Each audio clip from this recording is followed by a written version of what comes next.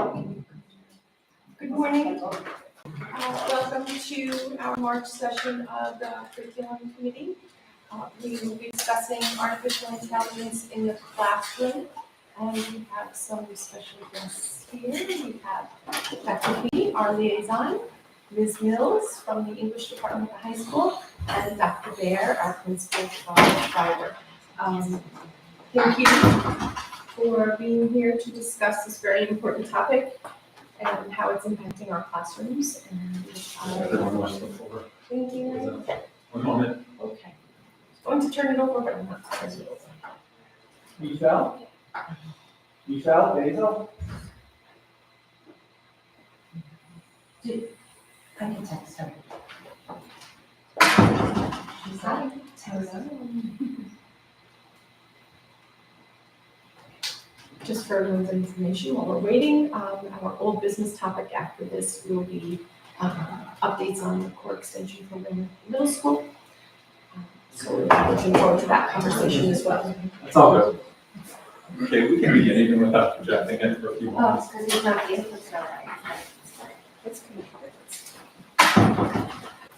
All right, we have the search source. Technical difficulties right Is now. it there it goes, it should pick up automatically. There we go.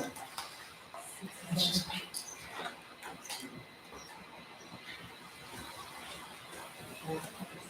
Okay, thank you, Okay, Dr. Feeney. great, thank you. Welcome. We'll talk a little bit about artificial intelligence in the classroom, sort of an overview of what we're going to be looking at. 4 parts, what it is, how it's used in the classroom, what it looks like at Schreiber, and some of the next steps we need to consider. AI, it's in the news, it's all over the place.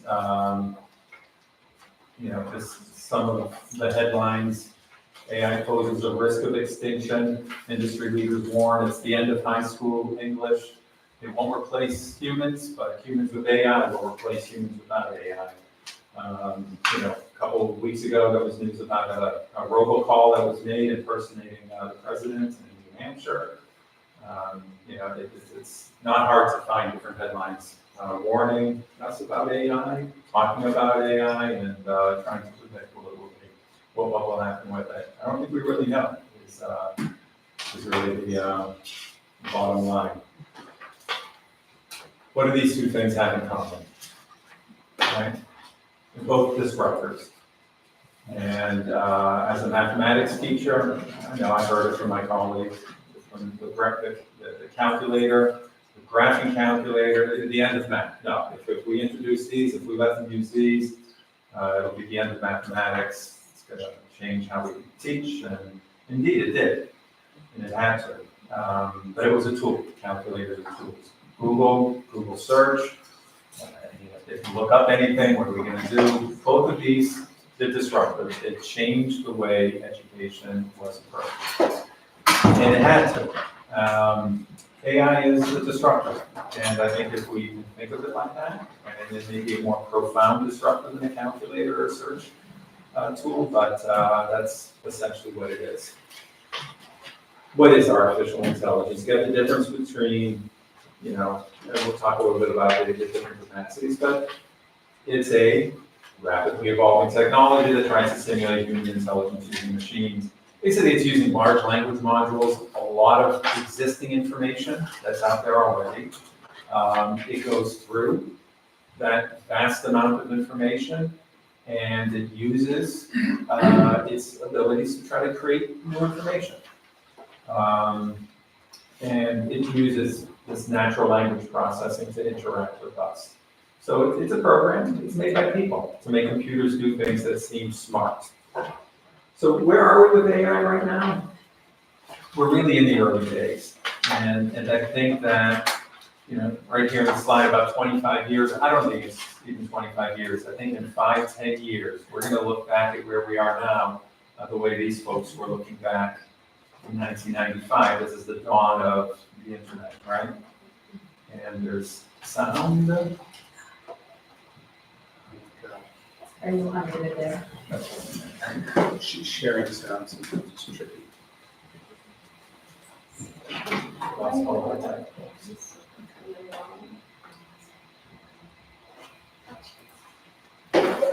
Do you want to? Yeah, can you just I got it. go down, please?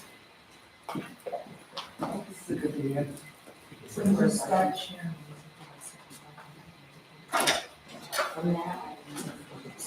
You go to Zoom? You go to Zoom, share audio.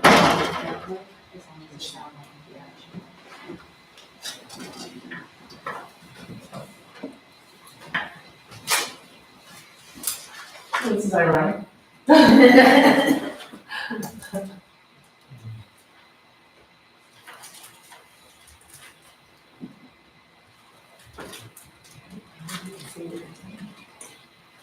We could say what they're saying, so they're really talking about not being into this whole World Wide Web thing and not having enough time in their life. I know, Yeah. right? Bill Gates appears to, they all look so young. Sorry. The one that we did, It's been a lot of change. take away a lot of our time. We'll be so connected to it.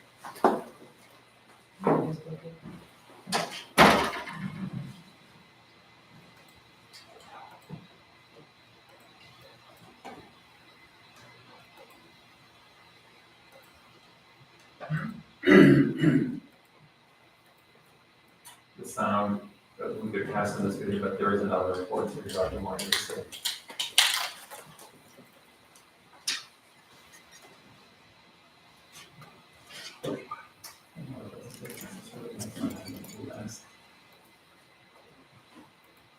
When I share videos, I always have trouble with the sound. The video doesn't be fine, and there's some of the sound. Is it playing? It's still not playing. Same thing happens. Is it muted on here? I should probably move on. I mean, I don't know. I- Group therapy of the night.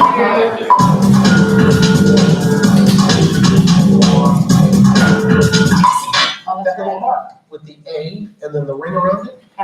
See, that's what I said.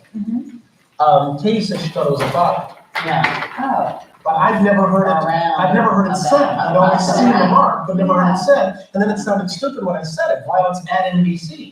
Just what is this main artery of the information superhighway? Every business, no matter how large, no matter how small, will be on the internet in the year 2000. It's the primary way that people will look up information. It will replace the yellow pages as we know it today. Are a lot of people just getting on to the internet because they feel that they have to get onto the playing field, so to speak? Well, it's very hip to be on the internet right now. There it is, violence at NBC, GE.com. I mean, well, what Allison should know. what do you is think about internet Allison? anyway? Internet is that massive computer Right. network, the one that's becoming really big now. What do you mean? That's big. How does what do you write to it like mail? No, a lot of people use it to communicate with, I guess they can communicate with NBC writers and producers. Allison, can you explain what internet is? Yeah, she can't say anything in 10 seconds or less. Oh, I'm afraid that if I subscribed to something like internet, you would really be hooked. I would get hooked and I would never, spend time with my family. Do you, does it bother you at all that these are all people that you don't really know? I mean, that everybody's, signing on and having these conversations and whining together or griping together or whatever. With people that, I don't know, if I. It is group therapy of the 90s. Well, as I mentioned, I have no desire to be a part of the internet because I feel like I'm so inundated with information all the time that I don't want more. Don't you ever feel like it's just constant bombardment? I don't know, I guess the thing I resent most is I would resent that, at least when you're home, if the phone rings, you have the option of not answering. On the internet, people can send you messages all the time, you don't even want to hear from them.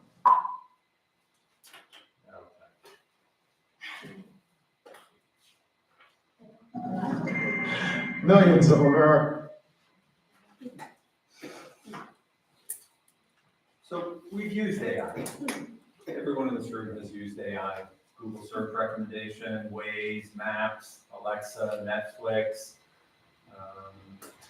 whatever it might be. So AI has been used when you're using Face ID, Grammarly, and these are all sort of examples of what's called traditional AI. This is the AI that we've been working with, and we've all marveled at it, right, when it was first sort of introduced.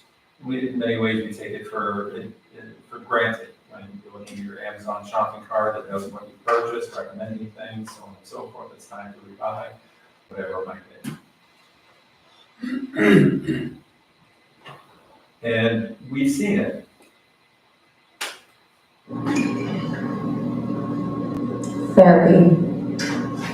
Therapy for men, how to clean after oneself, how to load a dishwasher, how to fix the toilet, Chanel, YSL, Louis Vuitton, spa days for wife.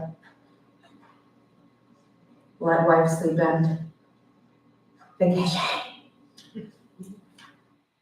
Right? Using your phone and you're talking about something and all of a sudden you get these targeted ads, right? It's happened to all of us.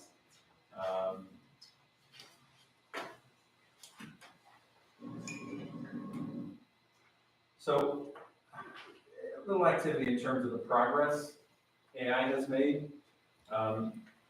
Is this a human? Or is this can't be reached? It's the latter. So there's a human or AI game, and a couple of sites have this where it shows you a face. You need to decide whether it is a human, actual human being, or if it's a AI generated face. And the results are not very astonishing. These people are not accurate. I think I have the results on this. The next one. This is the human or AI game. Only 1.9% are able to accurately identify all the images. 10.6 succeed in identifying 80%. So even trying to get 4 out of 5, only 10.8% of the people were able to. So generative AI, this is the artificial intelligence that analyzes the same sort of data that traditional AI does, but now it can create something new. Whether it's new content using ChatGPT, new images, one of the more popular ones is DALL-E, new music, it can create new computer code. So this is where AI has pivoted from the traditional sort of Siri, Alexa, Google Maps ways to, hey, I'm now producing something new. And that was the revolution back in with ChatGPT. We'll get to that. Generative AI, there are different layers.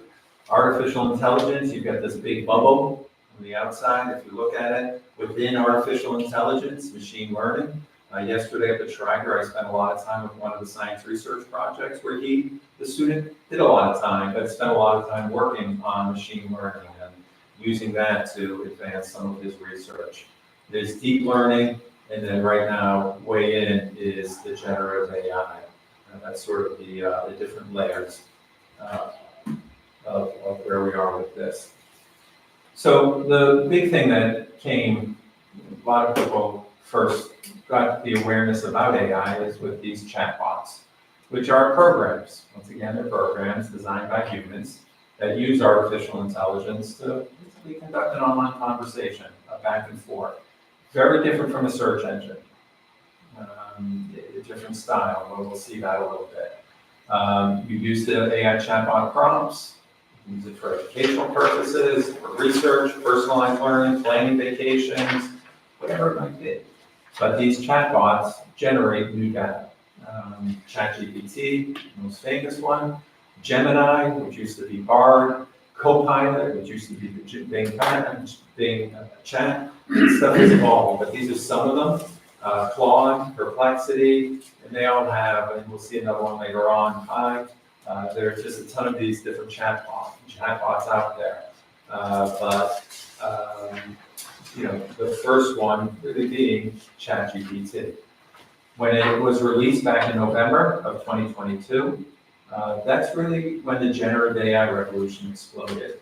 You see the adoption rate, how fast it gets to, how quickly one gets to 1 million users. From Netflix, it took ChatGPT 5 days to get to 1 million users. Yes, it took Threads only an hour, but Threads is really converting existing Instagram profiles to Threads. ChatGPT, those were all new users who were not on. So within 5 days, it had 1 million users. And anyone who used it back in November 2022 or December, it was a pause. You had to wait, it wasn't available, it was very spotty. The CEO of OpenAI, those folks who developed ChatGPT, this is what he had to say about it. It's incredibly limited, but good enough to do some things to create a misleading impression of greatness. It's a mistake to be relying on it for anything important right now. It's a preview of progress. We have lots of work to do on robustness and truthfulness. So that was just over a year ago, and there's been a lot of progress in that year. But those are good words to keep in mind. So what does this look like, possibly, in the classroom as an instructional tool? This is a longer video. This is worth the watch. It goes quickly. There's some techno music behind it, but this is impressive in terms of developing an understanding of what ChatGPT can look like for a classroom teacher.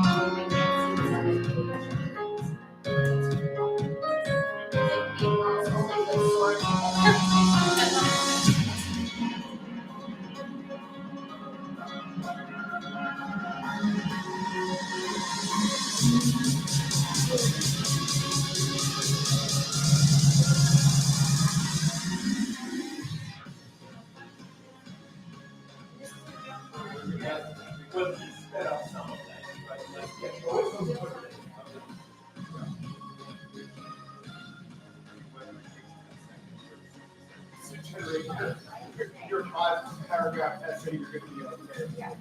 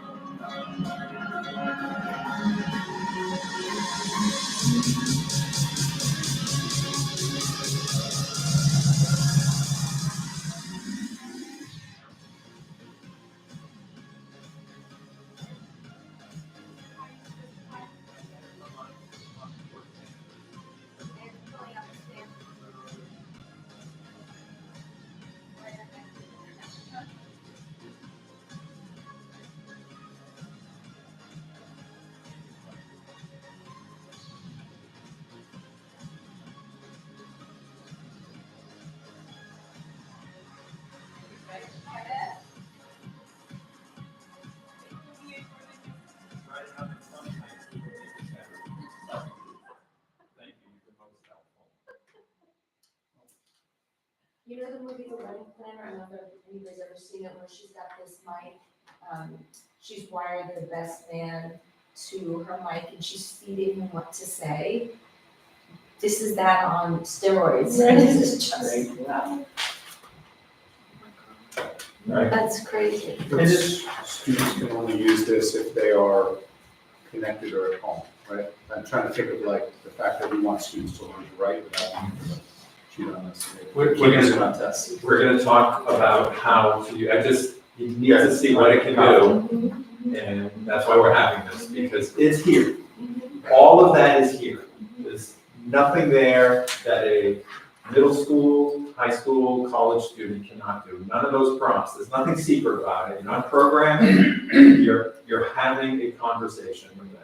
And if you don't like haikus, it could be a limerick that you ask it to do, right? So what do we do with it? Because it's here, and kids are using it, right? So this is a static slide, just in terms of what it can do for teaching. And you look at the tweet there, I asked ChatGPT to write a nonfiction article about the Alien and Sedition Acts with 3 factual errors. It created a good article in seconds. I partnered my students up, had 10 minutes to identify and correct the errors. Okay. The other one, Chat has opened up a whole new horizon for teachers. I asked it to write a press conference with 3 civil rights leaders. Choose 3 students to play the parts, and the rest of the class were reporters asking questions. Lesson was done in 5 minutes. This prompt in the middle, what's a good hook to start out a unit on World War I? And it gives 6 different hooks. You can ask it to create lessons or modify readings by Lexile. You can script historical debates, Mad Libs, find the errors, podcasts, video scripts, choose your own adventure. This is the power. So this is all teacher-centered, but this is part of what it can do. There's a formula, really, for creating a ChatGPT prompt. What's the context? What's the task? What instruction are you giving it? You need to clarify anything, and then you can refine. And that's what we just saw for 6 minutes, refining, modifying the prompt. If you don't get what you want, say, oh no, I needed this at this different level. Just could you rewrite it, or the language. I've used it to take a page of text and say, that somebody had prepared and said, can you summarize this, make it more readable in about a third of the length? It does a paragraph summarizing the page. Nobody's going to read a page of text when you're sending out an email. This is sort of what it can do. It can summarize notes from the meeting, so on and so on. But there is a formula for creating good prompts. And in here, this is one I created. You're a college newspaper writer, create 8 questions for an informational interview with a successful entrepreneur to learn more about their journey and tips for success. Bless you. The context, you're a college newspaper writer, what's the task, create 8 questions for an interview with an entrepreneur, but give some more detailed instructions so you can learn about their journey and tips for success. And there are the questions, and I just did 3 of them, but that gives you a sense of how you can use it. So if you're working on the student newspaper, you know, say, hey, I need some help creating some interview questions, that's part of what you can do. A lot of resources for creating prompts. We don't have to go into them, but that's an example of some of the, you know, you do a search, ask ChatGPT, hey, can you give me some resources for some good prompts or how to make prompts? All that, it's out there, it's available. But you can't just blindly trust it. This is the important part. And I did a prompt, this was done a couple days ago. Teach me about adding fractions and give me a quiz at the end. But don't give me the answers, and then later tell me if I answered correctly. This was the prompt. So ChatGPT responds, sure, I'll be happy to explain adding fractions to you and provide a quiz at the end. It goes through, there's the lesson, 4 steps, common denominator, express each fraction with a common denominator, add the numerators, and simplify if necessary. We all remember this. Something pretty basic. Here's the quiz. Add the fractions. 1, 2, 3, 4, 5. Once you've completed the quiz, let me know and I'll check your answers. So I answered for number 1, add those fractions, 11 out of 12. ChatGPT, let's move on to the next question. What's your answer to question 2? 19/18. I don't know if I have the rest of my answers, put them in, but these are the answers. And here are the answers. And it marks 2 of my 5 correct. You with your PhD in them. 1918. That's crazy. That's gonna get better. So, yeah. What? I love podcasts. It's crazy, right? Those answers are both correct. So what did I do? I go back and I said, what's the correct answer to question number 2? Okay, let's calculate it. It goes through and it calculates it as 19/18. And then it says, great job. Right? So this was just, now this is ChatGPT 3.5. It was done a few days ago. This is current. Right? So what the issue was, I suspect, looking at it, it's having a tough time because my 2 incorrect answers were improper fractions. And I'm wondering if. But so was your last answer. Oh, if you wrote What the one, last one was? Wasn't it 37? No, it wasn't. No, I don't think Oh, it's so. if you wrote 1 and 1/18. I'm wondering, right, and I didn't try, But it's, it should have mattered. Right. So, and it gave an improper one once I asked it to isolate it, so but how long do you think it'll be before that is before that's probably all that long, right? A year or 2. But But the point is Listen. still, we've got lawyers out there using ChatGPT and it creates fake cases for I've citations. had fake citations created from it. There you go. So, you know, it's out there. So, you know, I did this one, the ChatGPT falsely accused the mayor of bribery when he was actually the whistleblower. Now he wants to sue it. Sue the bot. So, you know, it's just a word of warning. Just be aware, it's a tool and it's not perfect. So that's how we use it. But of course, AI in education is far more than ChatGPT.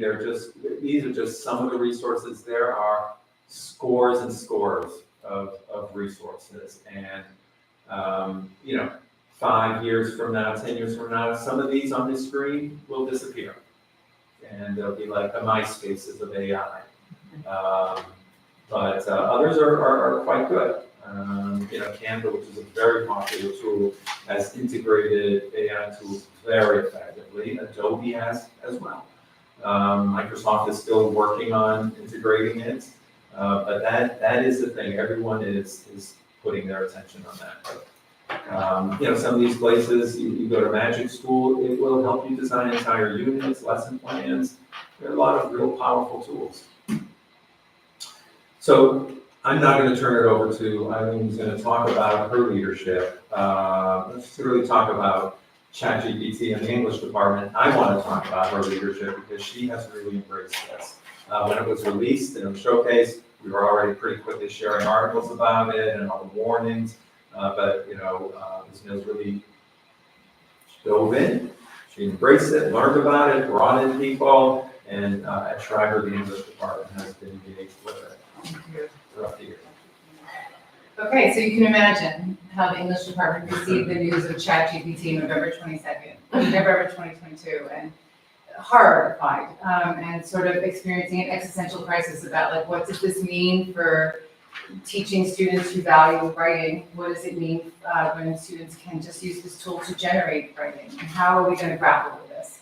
And so initially, I think the response was fear and sort of like, we need to ban it. It needs to go away. Don't tell the kids.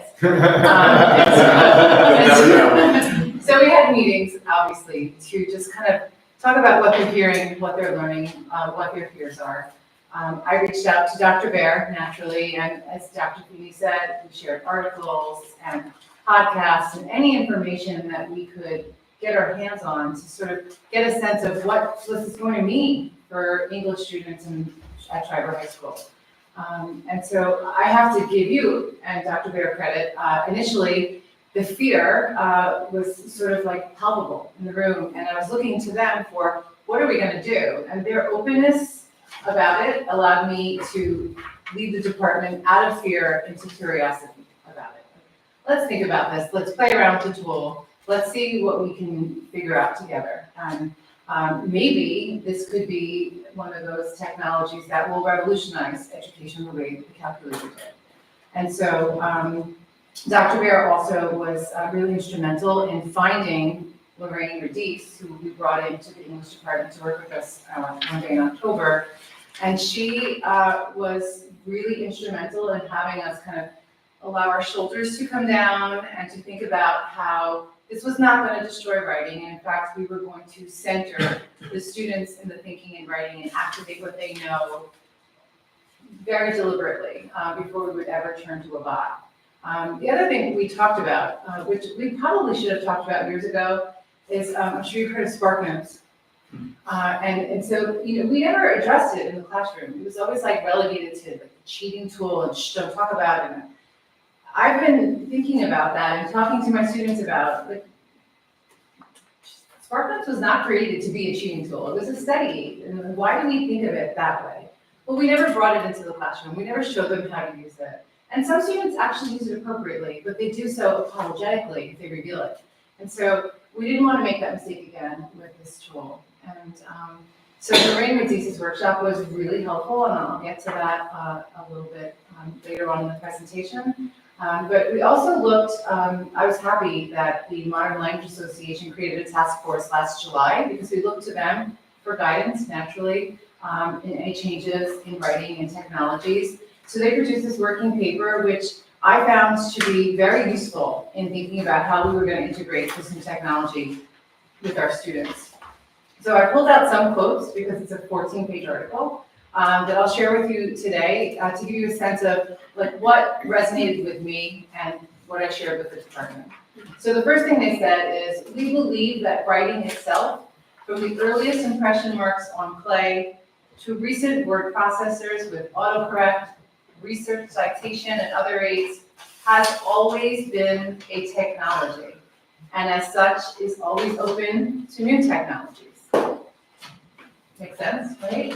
The other thing they said was something that was important to me. We believe that the primary work of educators is to support students' intellectual and social development and to foster exploration and creativity, rather to surveil, discipline, and punish students. And so it was kind of our starting point in our discussion as a department.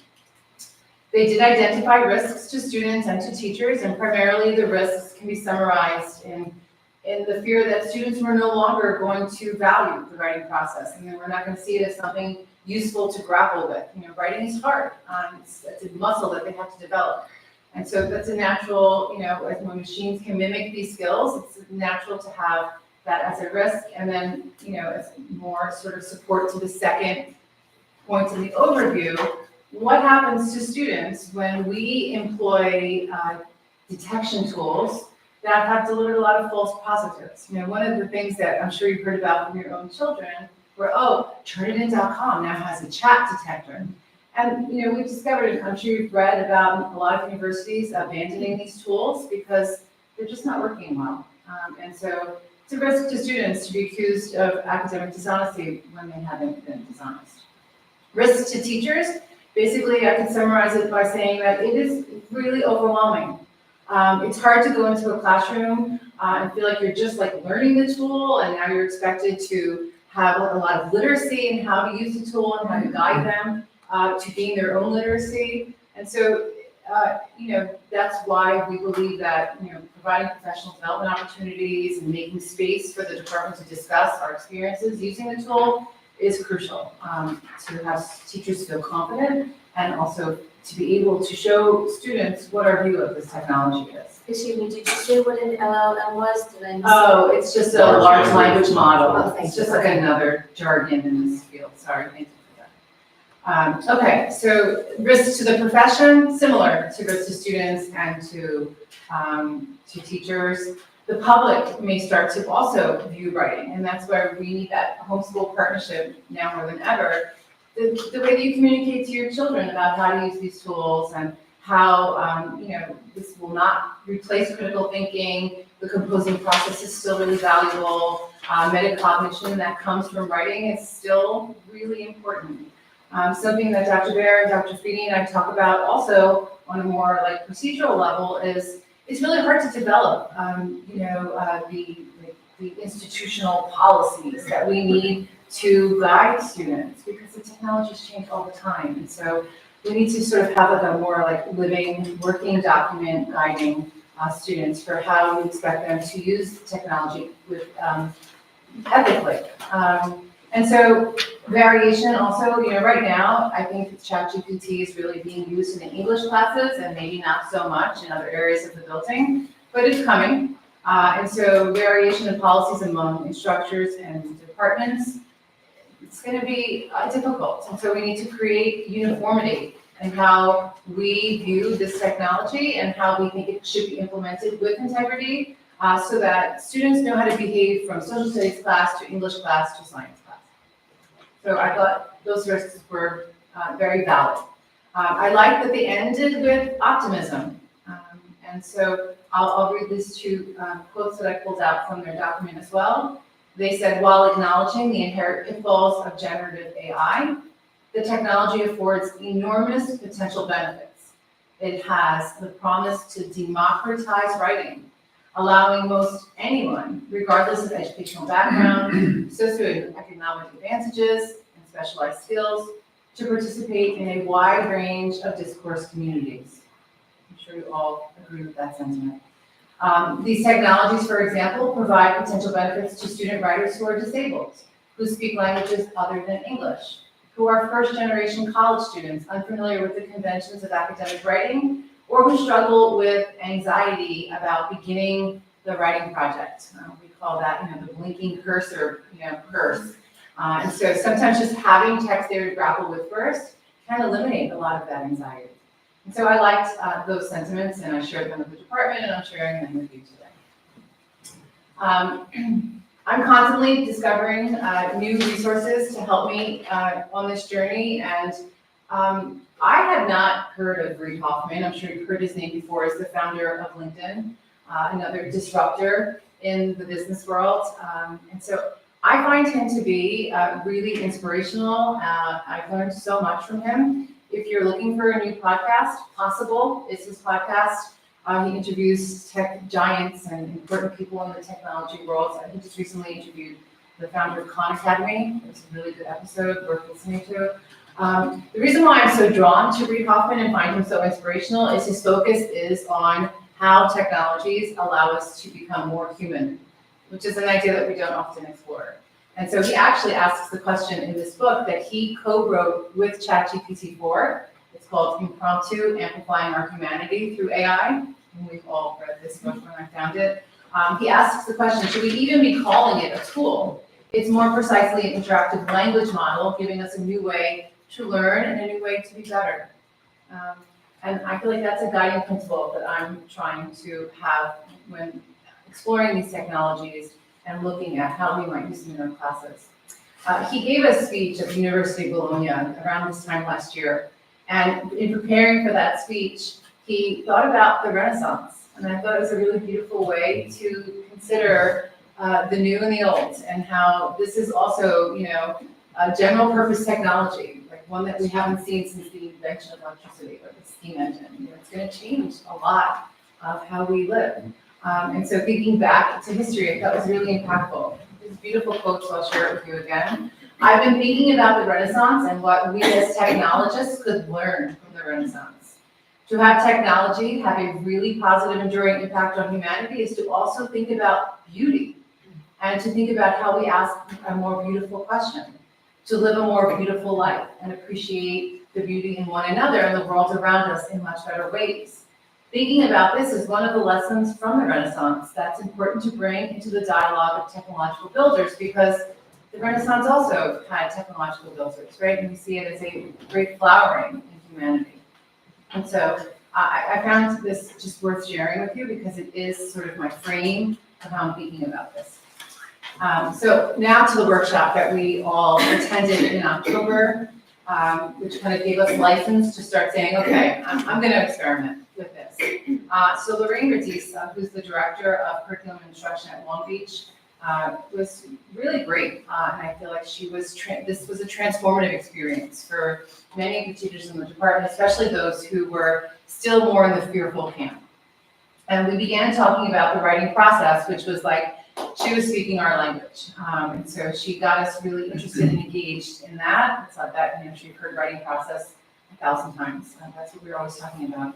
But she began our discussion that day thinking about differentiating between the writer, the thinker, and technology, and how we might center the writer always and activate the writer's knowledge and how they learn from reading and grapple with ideas.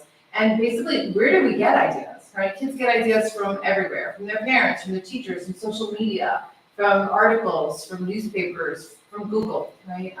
We get ideas from so many places, and ChatGPT could just be one more place where we get ideas.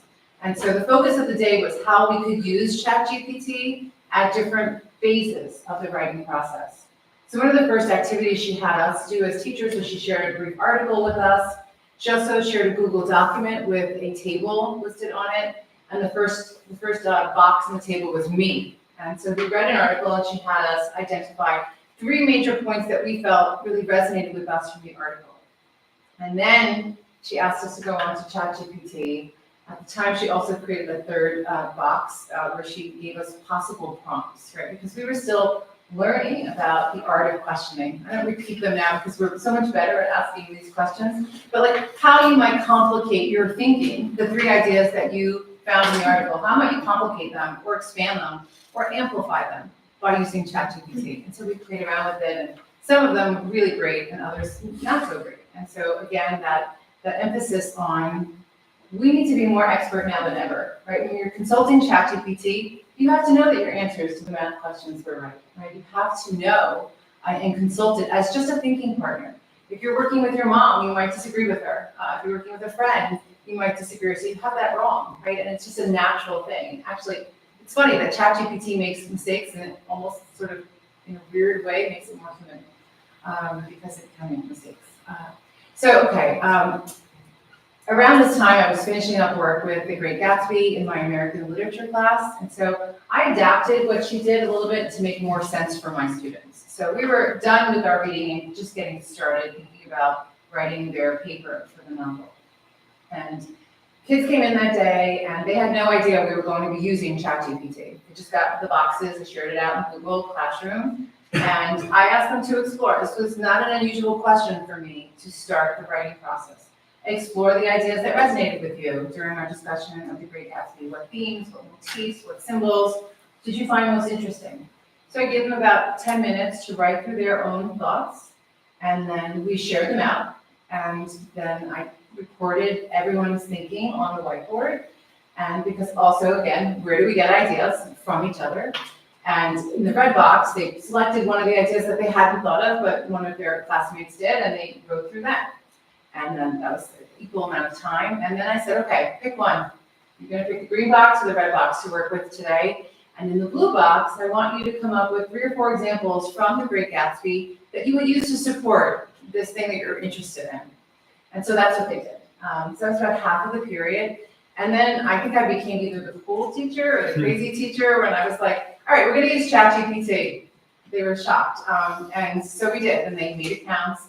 And I decided to give them all the same prompt. I wanted them all asking the same question. And this is the question I had them prompt ChatGPT with. I recently read X. Fitzgerald's The Great Gatsby for my 11th grade American literature class. I found blank, whatever they chose, to be the most interesting and thought-provoking theme in the novel. As I begin thinking about my essay for class, I would like you to offer suggestions for how I might best explore and think more deeply about this theme. So they got their information, and I had them paste this all into the document. They turned all this in at the end of the period. But they spent the rest of the class close reading and annotating ChatGPT and responding to what they got. And it was mixed reviews. Some were like, oh my gosh, this is amazing. I never even thought of this. I'm gonna use this. And others were like, this isn't even accurate. This is wrong, right? And so we had that discussion about, you have to be more expert than ever. You have to know what you need, right? This is just a thinking partner. It's just another voice that is available to you as you begin writing. And so then for homework, they wrote a sloppy intro like they always would, and then they refined it in a polished intro. And that was their homework. And that was how we used ChatGPT for this particular assignment. We kind of walked away from it and just, thought, okay, that was fun. And now let's get to the writing process. But I did feel that for some students, it did open or amplify their thinking about their topic and make them more aware of ideas that they could have gotten from me or from a parent, but they got it from chat in thinking about the novel. It's like your buddy now. Yeah, I just wish it wasn't called Chat GPT because I stumble on that a lot. It was just called like Betsy or something. In the 11th grade persuasive writing classes, they always complete an argument essay. And so the teachers, I don't teach this course, but the teachers did what they always do and bring the kids up to the library to select their topic and conduct research. And different uses, the teachers really worked closely with each of the kids, but when they got to stage 2 of the writing process and they turned to ChatGPT, they started to use it as a reading partner. So like some of the boys were like trying to write an argument essay about like the best way to work out. And they didn't maybe understand all of the intricacies of the information they got from research, and Chat helped to explain it to them. Or if they got conflicting information, they discussed it with Chat. Or if they just had an idea that they really weren't quite sure of, they prompted it to be like, explain this to me as if I was an 8th grade student. And so they used it in that way. So it's almost like Wikipedia. I don't, Like foundational information. right, start like at a place to idea. start. Yeah. Like I always tell my kids that, my own children, like you can start there, it's just not Yeah, everything finished, yeah. Then they, they had lingering questions about their ideas, they went to Chat. But the final stage that they used ChatGPT for, which they found most valuable, was in organizing their ideas. Once they have all this information, help me to find the right progression of thinking about this argument. And I think across the board, that's what we're hearing from our students is, when we center them as the learner, like getting information and sort of owning what they're learning, they almost are stubbornly connected to that. And they don't want new ideas from Chat, but they do value the structuring. Like sometimes they get lost in, do I give 4 examples, 3 examples, what order do I put them in? And that has been really helpful to them. I've been asking teachers to always ask for the metacognitive portion, is ask them to reflect on how they used it.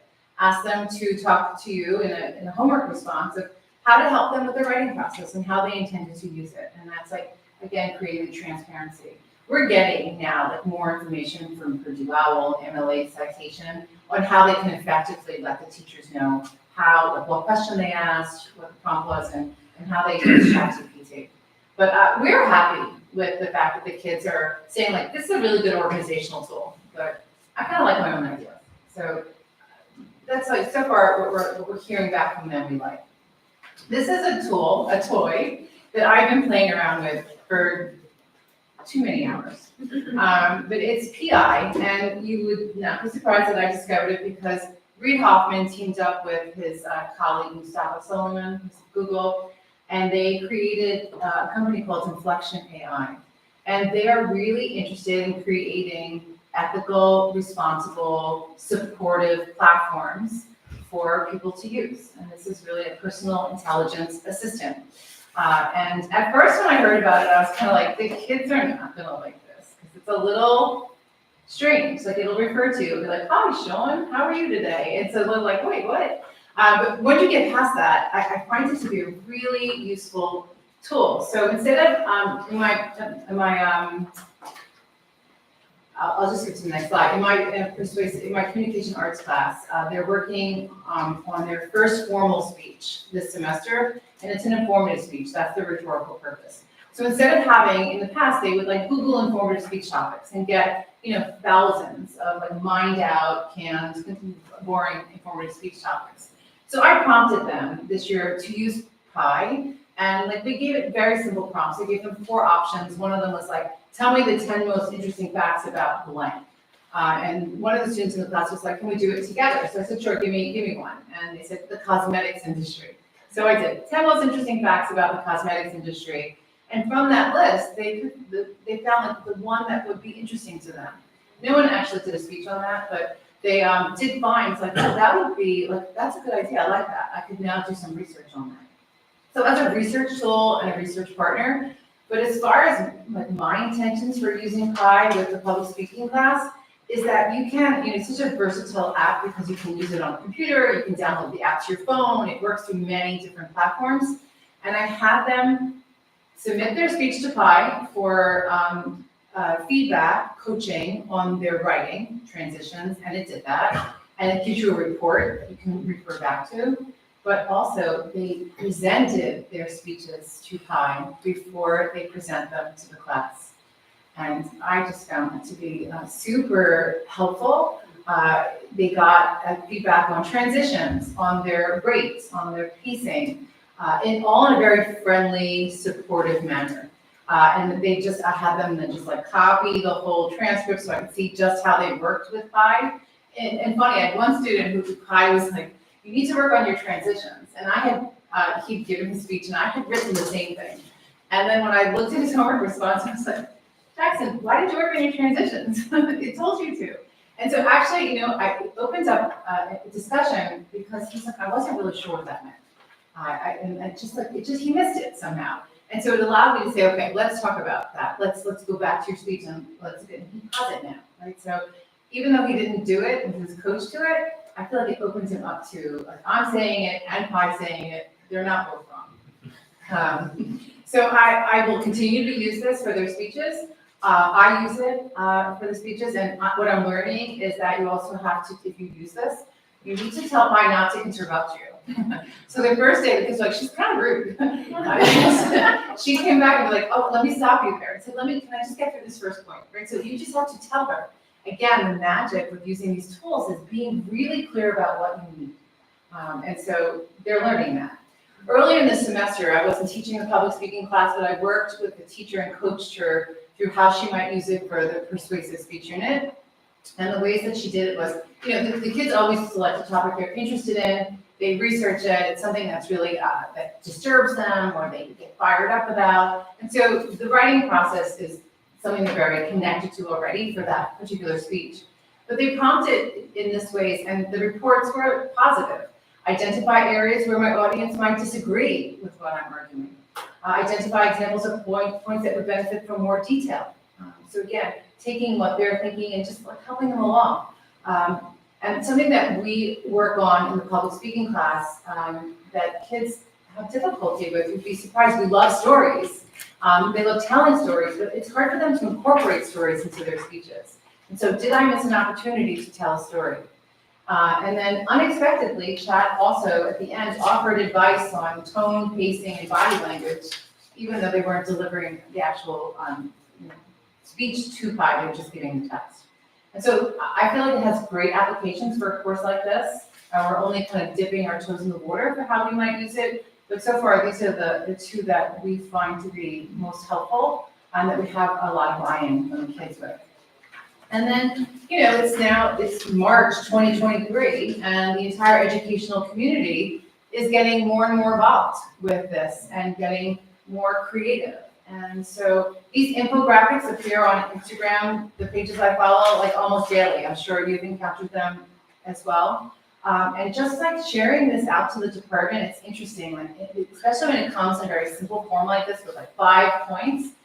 The creativity that happens, like, I don't even know if the teachers did any of these things, but they did other things with it. Like, so for example, number 4 says, write a terrible first draft that students can practice editing on giving feedback.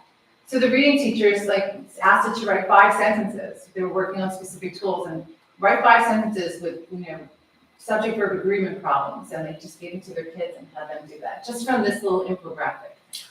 The AP Lit class the other day, the reading Faulkner, and the teacher asked them, I don't know how she was inspired by this, but she was. The teacher asked them to ask questions to chat and have chat respond as William Faulkner. So it was like fun, right? And it just kind of like breaks up some of the, day-to-day things that we do in class, and it becomes a novel activity that's fun and memorable for them. If I can just piggyback off of that, then one of the powers, and you sort of saw with the prompting, so if you go back to the error analysis, right, so write a terrible first draft, right, you can get a small class, you get a class of 12, even if you have a class of 20, you can create individualized ones, because every time you enter that prompt, you're getting the same prompt entered twice will not give you the same response. So you've got, it's really a way to customize, and they're not all with the exact same paper that you've copied 25 times. Just hit that prompt 25 times, print it out, boom. Right. And another way that they can use it, which I think is helpful, is don't change anything, but identify 5 weak vocabulary words in my paper. I feel like that's really powerful, right? So small little things, and I really like don't change it, because you feel bad about that. Okay. So this last one, can I just clarify? Sure. Does that mean that they can enter their draft and it will edit it for them? Yeah. Oh, yeah. You have to ask it very specifically though to get what you need. Okay. Okay, so this final slide is what we're discovering, and I'm just going to let them all load because I want to start with the green balloon. That's what they are. Because I feel like it's the most important, right? Banning AI is not useful, and I think that's what we're discovering, right? So the initial November 2022 fear of just don't tell them, it's not going to be useful to ban it. We know that they have access everywhere. But I think that we need to be cautious in how we embrace it as an educational tool, how it can be used in ethical ways as a thinking partner, right? Rather than doing all the heavy lifting for you and just, write me a 5-paragraph essay. And it's not, and they see it also that it's not really creating good 5-paragraph essays that they would want to sign their name to. And we have discussions also, like, what would you never use it for? Like, how would you feel if I used it to write your letter of recommendation to college? Not so good, right? You wouldn't use it to write wedding vows. Like, there's certain things you're just not gonna use it for. It's just not okay. Teaching students to ask skillful questions is key. And this kind of reminds me of how texting taught our kids to be really mindful of tone. And I think they may be even more mindful than we are. I don't know how many people got in trouble, 100%. right? Like you said, okay, like how dare you? Yeah. It's supposed to be KK, right? You used a period, like you're yelling at me. So I do think that they will learn to be really excellent question and very specific about how they ask questions. So that could just be like an unanticipated real benefit for them. Students in my class anyway love to think of AI as their intern. That's how I introduced it to them. Like they know what an intern does. They know they all want an internship. And like we talk about, well, what does that mean? It means like you do like all like the busy work. You do like all of the stuff that the expert doesn't have time to do or doesn't really want to do. And so, yeah, you're delivering chat will deliver this information to you, but now you're the expert. So you have to evaluate it and guide chat and guide your intern to do a better job, to do it more concisely. Back to the calculator idea, which is a little different, but we sort of envision, just like in math classes, that sometimes kids can use calculators and sometimes they can't. And so that's what we're communicating to kids also. You're not using chat for this, but you can use chat for that. And just creating clear parameters for our kids is really helpful. You know, we also, I think this is not even because of chat, but I think this is after COVID, when we got the one-to-one devices and kids were like more connected to screens. I think it's just a natural inclination in the English department to get them away from screens as much as possible. We still give them journals at the beginning of every semester and have the handwriting. And we firmly believe that writing by hand taps into creative centers of the brain that you cannot access through typing. And so we're doing more of that. And I think at first it was more like, that's it, no more. They're just gonna write everything by hand. But I think that's changing. And it's like, okay, let's use the chat for this stage of the process, and then let's handwrite and see what happens and see how that's different for them. And the other thing that we're starting to really gain more ownership of and buy-in from the kids is that substantive class discussions are even more important than ever. What you bring to the table, to the discussion in a classroom is really important. Critical thinking is not going away. It's just maybe changing a little bit. And so that's where we are as we just begin to dip our toes in to all of this. And I'll turn you back to Dr. Feeney. Thank you. Thank you. So next steps, right? AI is here to stay. I think we can all agree with that. And it's going to evolve tremendously in the years to come. So what are, as a district, what should our next steps be? And clearly, we've got to identify the goals. What is the purpose of AI in the classroom? What capacity do we have? We need to be able to assess the capacity. You know, we already saw we got shut out of one site because it wasn't opened up. You know, so making those available, which ones, and do we have the capacity for broad implementation of AI? It will take more power as well, computing power. And what do we hope to achieve for students? We've got to provide professional development, without a doubt. For teachers, for staff, they need to be familiarized with the technology and its applications to education. There might be workshops, training sessions, online courses. We're actually beginning. You know, some stuff has been rolled out passively to staff, but on the conference day on April 10th, all staff members are going to be getting at least an introductory workshop on AI.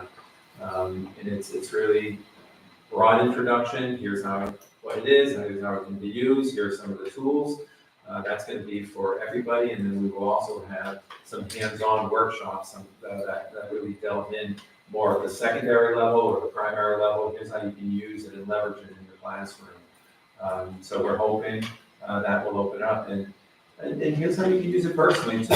If people start using it to plan a vacation. I'm taking a trip to Italy. Can you help me plan a week-long stay in Italy? I want to see these sites. I want to stay in these cities, and I want to travel by train. Can you set that up? Oh, and by the way, one of the members of my party will be on a walker. So can you have activities that can accommodate somebody, an elderly person in a walker? I mean, this is the stuff you can do to at least get a start on your vacation, and people use it in their personal lives.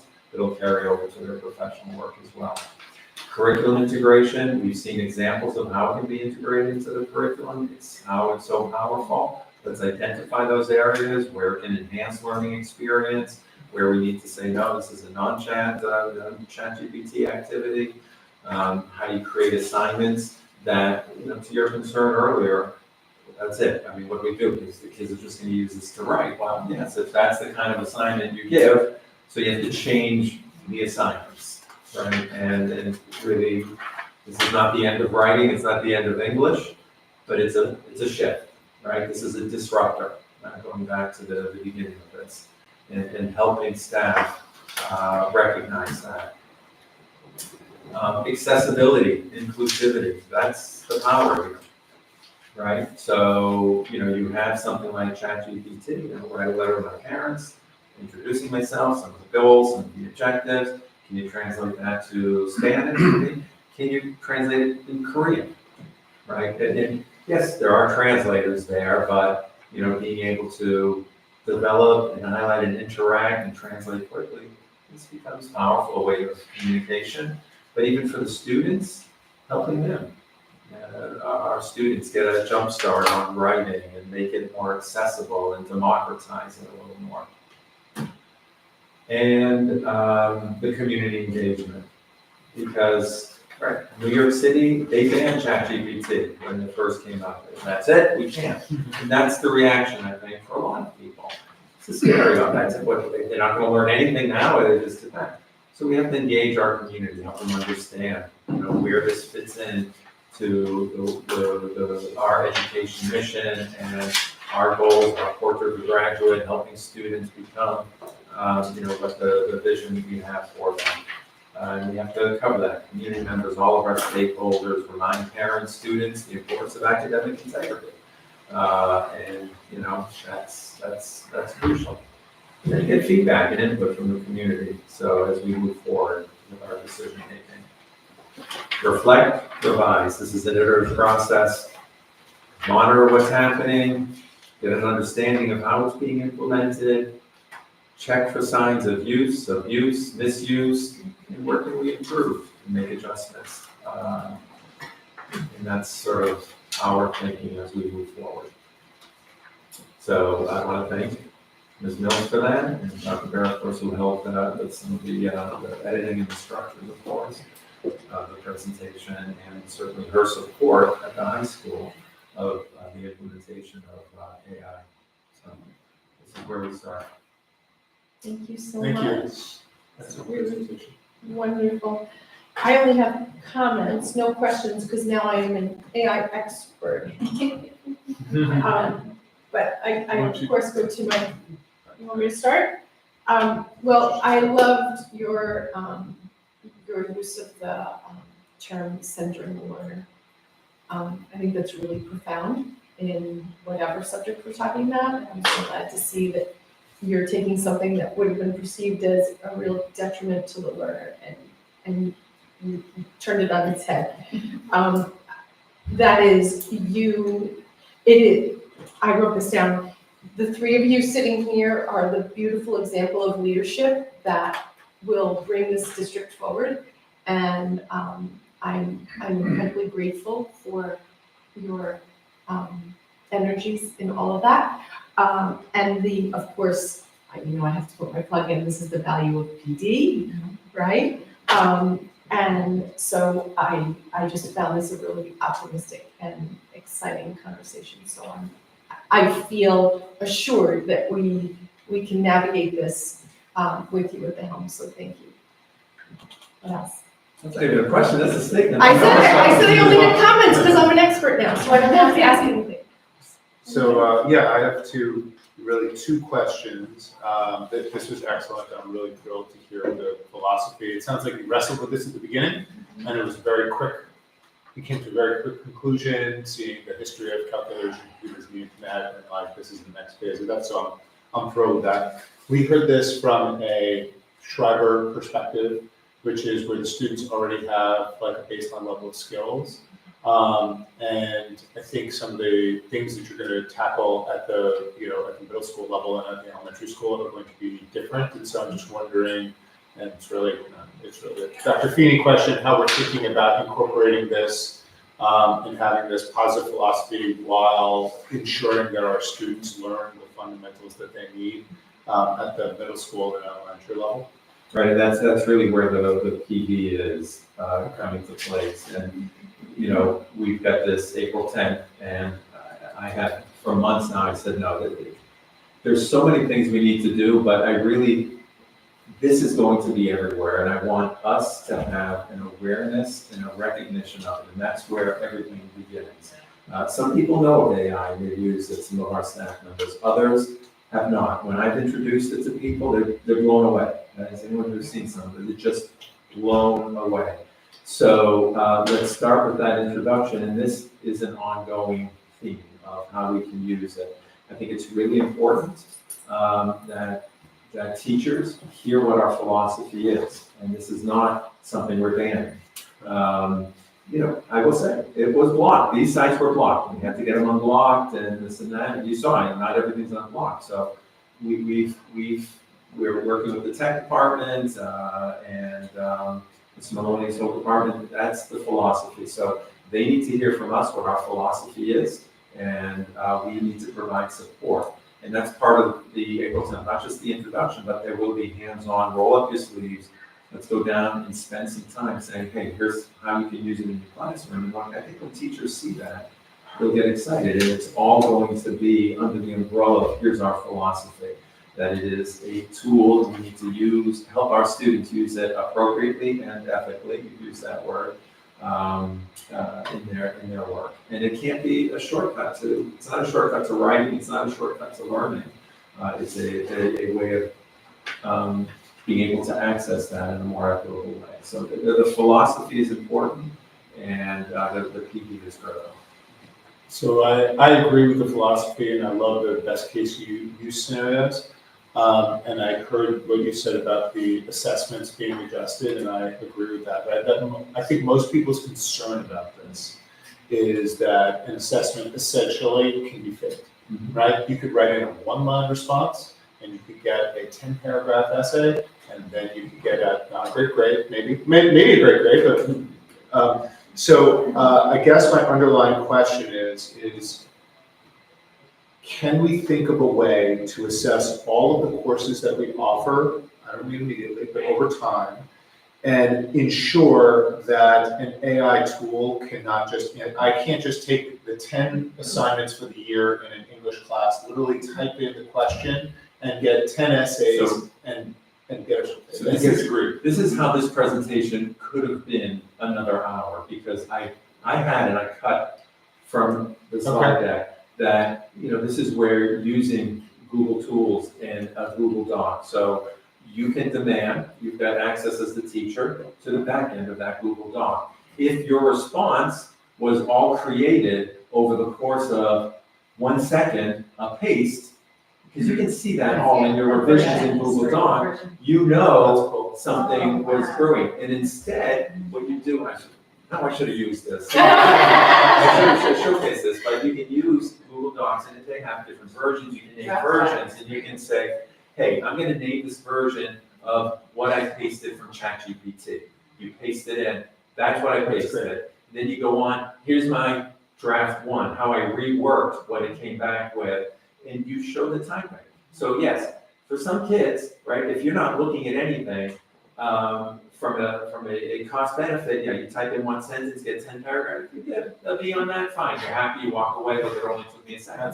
But if you have to show the back end that, now I was working, and you can see I added on this date, that date, and you gave us 2 weeks, and I really, okay, maybe I didn't spend all 2 weeks, but you can see over the last 4 days, I was really working hard on the time.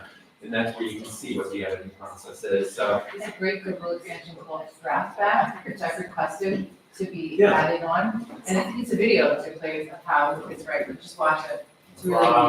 And if I can jump in as well, you can talk about the same thing with hiring a tutor.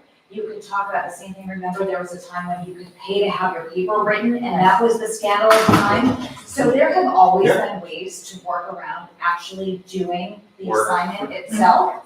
And so by being more transparent with this and having an equitable and the access to all students and incorporating that into our process, we're working with students to use this as an intern, as a tool, and they are doing the heavy lift of the critical thinking, putting ideas together.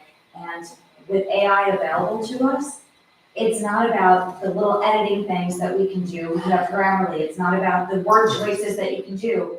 You have to come to the table with the ideas. Okay, the only thing I'll add to that is, and that sounds like a great, assessment for basically the papers that you get, the assignments that you get at home.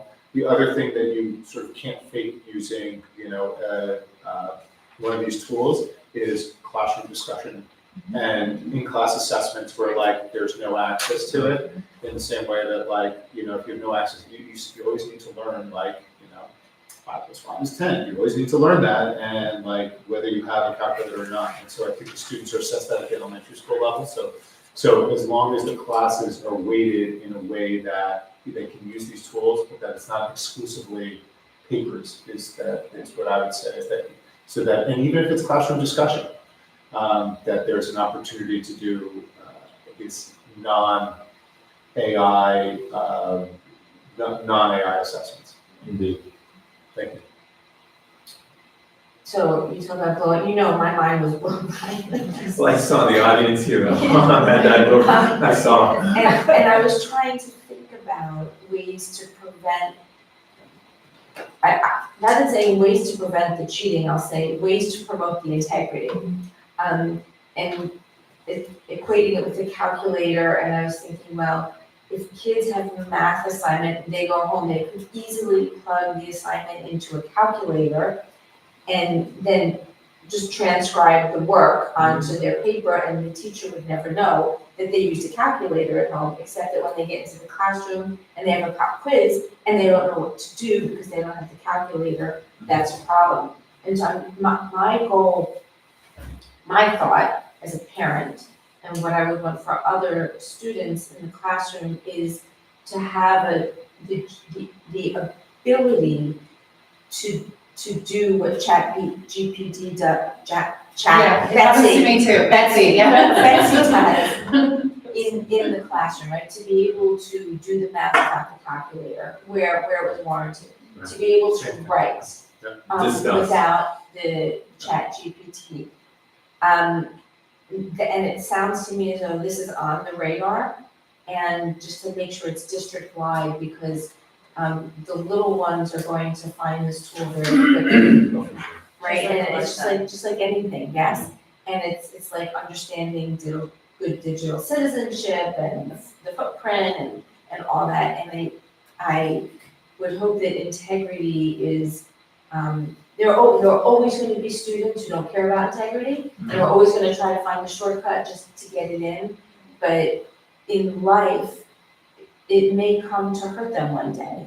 And to give them the foundation now while they're young and can make the mistakes young, when the mistakes are not going to be as costly as this lawyer who now is probably facing serious sanctions. I mean, I think it was very innovative for the lawyer to use ChatGPT, but to not then do the research to verify the case law, like we're taught in law school, you need to know the cases. That was the problem then. So I think to help the students understand the value of originality, the value of independent thinking, being able to use this as a tool, but not as a replacement for their own self-development. That's where I hope the district is also going. No, absolutely, no, that's right. Just even think about the word artifice, right? That really hits them. You know, like, how do you feel if you're wearing a fake Chanel bag, right? Like, it's nice, it's pretty, but you feel like good and imposter. Yeah. And that's not a good feeling. So just like that idea of like, what is artifice? And how can we avoid that? And to have pride in their ability to have original thought, even if it's not the best thought or if it's a really sloppy thought, just to, because that's how all this happened, right? GPT happened because somebody had an original thought, and before that, sorry, that's my only concern with this, but I think that's bigger than what we can, I mean, it's just overall. This is, unlike every other presentation at this committee, we're at the very beginning of this. I can't talk about our long history of how we're using this and, plans. I gave you a sense of what we need to do moving forward, but, what's happening in the English, and that's not to say other teachers are not using it here and there. This has been a real thoughtful, concerted effort in the English department, and I do believe this is the only department. Now, people are excited and they're signing up for the workshops on professional development day by departments. But this has been remarkable. But again, you need to know, listen, I was not satisfied with my 60% on my little quiz. I said, that doesn't seem right. And you've got to be able to look at that critically. And even looking at the GASP assignment that Ms. used as the example, some of the information that came from chat was incorrect. So students who didn't actually read the book would not have known that it was incorrect, and you're turning it in. So just as with mathematics, it's not a blind trust that it knows everything. It's using the mental energy that you have on the bigger ideas rather than putting everything together. I know in some of our original conversations, I started using it as a thought partner early on. That's one of my favorite things to do. So if I'm going through, whether it's a proposal, a presentation, a letter, I kind of brain dump into ChatGPT, have it help me organize the things. Once it spits something out, I'm still going through and making so many edits and turning it into my voice, because if it's something that's coming from me, it needs to sound like me. And it's just the same way that if we all had a one-on-one tutor all the time that we could use the thought partner, it's the same thing. So our students are getting quicker feedback. They're getting that same kind of idea with a somewhat quasi-expert, you can say, and they're able to continue revising. So it's not replacing, it's just supplementing the things that you can revise. And then making writing more democratic. I didn't grow up with parents that could help me with writing. And so it's nice, and I know I have students like that. It's nice to know that we've kind of equalized the playing field for them. So long as it doesn't supplant the teacher. Absolutely. Well, so far in English, it's been all like through a process, and we have them copy and paste everything in, and then they sort of evaluate it. I don't know that we'll be able to sustain that, but that's definitely something that's how we're starting. It can't replace the teacher, I'm not leaving that sentence out there, that's just not a thing. And we are very late, as usual. I'm still aware that we have community here, but we also were going to discuss old business, which is the question of an update on improvements or the goals of core extension that came out of our presentation from last school year.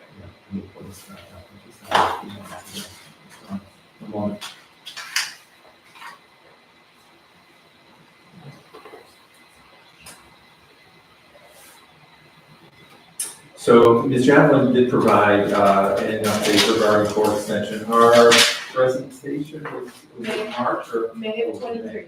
So it was May of last year. So shortly after the presentation of core extension, there have been a few things that have been done. But what she wrote was, as part of our ongoing efforts to improve core extension, she's been showcasing different applications, innovative applications of core extension to the staff during their meetings. Right now, the 6th grade teachers are leading a pilot program for quarterly core extension sessions. So departing from the previous every other day full year model, it's a way of breaking it up a little bit. If this trial proves successful, we hope to implement it in a similar way in 7th and 8th grade for this coming school year. So the pilot has been this year in the 6th grade, they're hoping to implement it in 7th and 8th. 2 of the 6th grade staff members have been experimenting with a new core extension program called Let Grow, which focuses on fostering independent skill development among students. To gauge the effectiveness and reception of the different core extension programs, they've had surveys among students as well as staff regarding the program. Some of the feedback highlighted the benefits of core extension, which has been to provide time for projects beyond the curriculum, encouraging creative enrichment, and offering academic freedom for interdisciplinary projects. Students indicated that they appreciated the opportunity for these hands-on activities and the deeper exploration of topics and a chance to engage in low-pressure learning environments that foster creativity. When asked about their preferred core extension activities, responses varied. Participation in games, group projects, outdoor activities, presentations, interactive quizzes, watching educational videos. Conversely, some students expressed a disinterest in reading and writing assignments and certain types of projects or presentations. She concludes, considering the diverse preferences, the ideal core extension class would strike a balance between productive learning, enjoyable activities, sort of a mix of hands-on experiments, collaborative projects, outdoor excursions, interactive quizzes, and occasional educational videos or shows, really trying to accommodate the different learning styles. So they've tried to look at some of the feedback, try some of the pilot programs. It's still not uniform, which was one of the concerns that were expressed last year as well as this year in terms of the activities, but it has been a discussion with the faculty. She was not here to take questions. I can pass questions on if there are any specific questions. Go ahead, I can go. Why don't you go first? Well, I think, right, this is a board theme, across almost every topic that we, approach, is the question of consistency and, how we foster that. Not necessarily around, a prescribed curricula or et cetera, but more that, the quality of the experience and a robust syllabus or something that really sets out goals for a full period course that is in the teacher's schedule and how is that really being used to really benefit our students as learners. Did I catch? Did I leave anything out? Productive, that would be a productive use of their time, is the word it. Yes, agreed. So my biggest concern is that 10 months ago when we saw the presentation, we saw the highlights of this program. And I'll speak for myself in saying that I was very impressed with what I saw. And then, in hearing these examples, they all sound innovative and impressive. What I hear from the ground is that this is happening in some of the kids that I ask. And some of the kids that I ask, they're getting, a study hall or worse. They're watching movies time after time, or just sitting there and reading a book and not able to even have a study hall. And so what we're looking for is the consistency that Ann said, and what I'm not seeing right now is any plan to get us from the highs being highs and the low being low to everybody being innovative. And so I'm going to just speak for myself because I haven't asked the other board members, committee members, or board members, but I would like to see within, a potential plan to improve this program so that we are all reaching the potential that we have seen that the teachers are able to do and some accountability for that. So I'll have to discuss offline with the committee members and, and the other board members who are formally asking it. But I will tell you that I'm personally interested in that because I expected between May of last year and March of this year to see something on that, and I haven't seen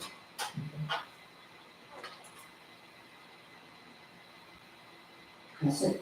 Then you'll coordinate that. Sorry, I will put that in my summary at the next board meeting, and I will ask the board to address that question and concern. Does that sound reasonable? Okay. Thank you for the update. Thank you for this conversation. I don't want to, I know yes, I apologize for not starting, but thank you. It is 12:04. But and thank you, Dr. Borsella, for being here. Any questions or comments from the community? I really appreciated the Faulkner reference. I struggled with it. So going into my question, has the college board addressed any of the AI questions in terms of are they going to be changing any of the AP, Lit, or Writing Comp type of assessments because students are, more schools will be integrating AI into their curriculum? So I haven't seen a statement per se from the College Board specifically about AI. Assessments are changing. I'm sure you heard about this coming SAT will be the first one with digital. It's going to be shorter. Calculator are always available. So College Board is recognizing the need to change assessments. APs have shifted already a little bit and will continue to shift, especially with this. And as those move online, AP exams are given with lockdown browsers, so students will not have access to AI. So if that's the only way you've learned the material, you may have some struggles on that exam. Great. And then I wanted to ask, so is the Writing Center going to be trained differently at all in terms of asking these types of better questions? We just spoke about that yesterday. Oh, okay. Yeah, so the person who runs the Writing Center right now is retiring, so I have a teacher in mind to take over the Writing Center. And we're talking about that, like the revision process and how we're going to integrate these tools into thinking about how we're going to structure the writing program. And the Writing Center is Shriver specific? Yes, so sorry For people who are new or haven't been through Shriver yet. So So it's a student peer-to-peer, Yes. tutoring slash helping, they're predominantly seniors? Seniors are the peer responders Yes. that work in there. Yep. Great, thank you so much. Sure, thank you. Anybody else? I just have just a quick comment. Thank you so much. It was very like eye-opening and informative, and I just want to say that I'm particularly like interested and excited to see how AI is going to be integrated into like resource room and special education and help, and helping with that. I think there's so much potential for, helping these kids with executive functioning, like you mentioned, the outlining the work is, I think, hard for so many, kids. Cutting down on the time that they take, to do writing because of, learning different learning issues. I'm really excited to, to see how that plays out in the near future. Thank you. Anybody else? Okay, well, I'm grateful for your time and your expertise on this. Our next meeting is April 19th at 10:30, and we'll be discussing the guidance and SEL, correct? Okay. Thank you so much for everyone's time, and have a great weekend. Great presentation, thank you. Really. We go unplug now. Oh, yes, It's just like, His friends, really amazing. thank you all. yes, very impressive. That's what I thought, like, learning, like, how